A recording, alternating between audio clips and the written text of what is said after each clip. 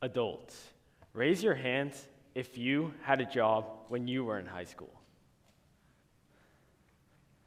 Now, teenagers, raise your hands if you are in high school and you currently have a job.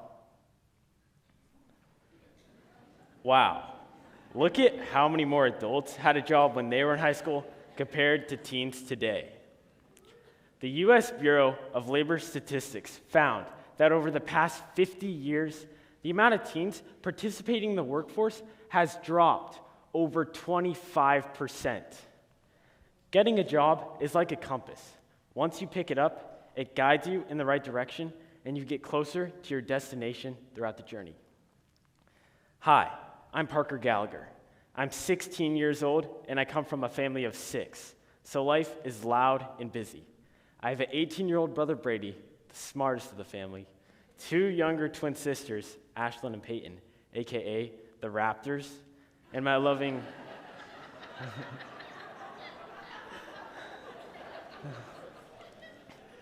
and my loving mom and dad, the glue of the family. I'm very high energy and active, so in my free time, I enjoy spending time in the ocean catching waves and fish, playing either rugby or lacrosse for my school, and surprisingly, bussing tables. Over the past 10 months, I've had a part-time job at a sushi restaurant, and today, you will learn the importance of having a job in your teenage years and how it builds confidence, resilience, and human connection. As teenagers get older, we begin to take on more and more responsibilities, which are now frequently filled by AP classes and club sports, which increase pressure and decrease purpose. Getting a job is a guaranteed way to learn important life skills, and the sooner, the better. Around 10 months ago, I created my first resume, trying my best to scrap whatever I could onto that piece of paper. Even putting down things like running a lemonade stand or reselling Bass Pro Shops hats. And once I finished, my dad said, "Put on a collared shirt, put on nice pants, and get in the car."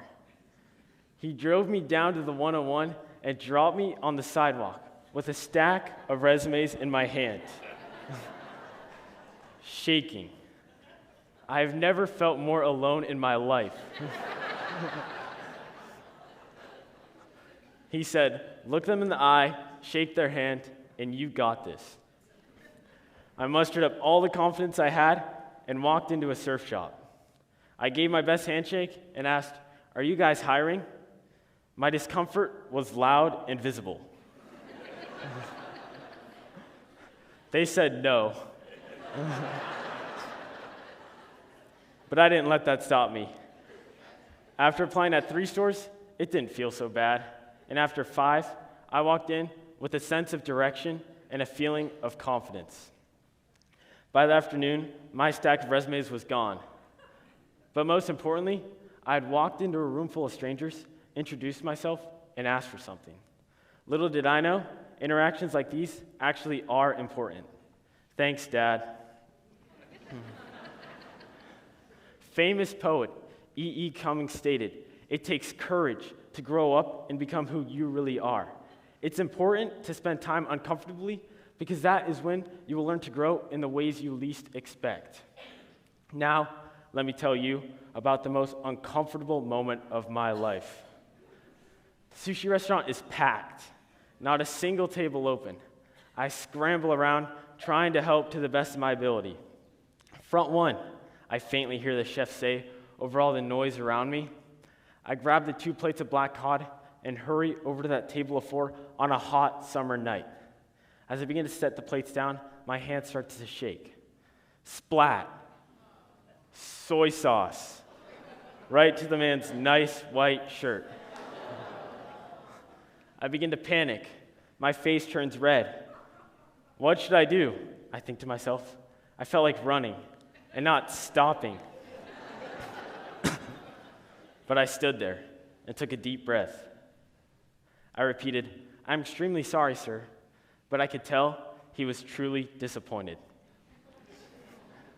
Later, once the restaurant calmed, I walked back over to that table with a brand new folded black shirt from our restaurant.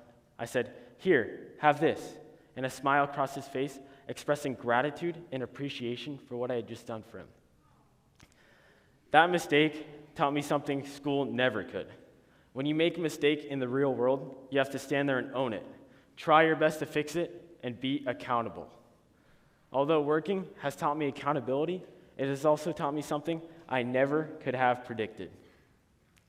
It was around 8:30 on a Saturday night.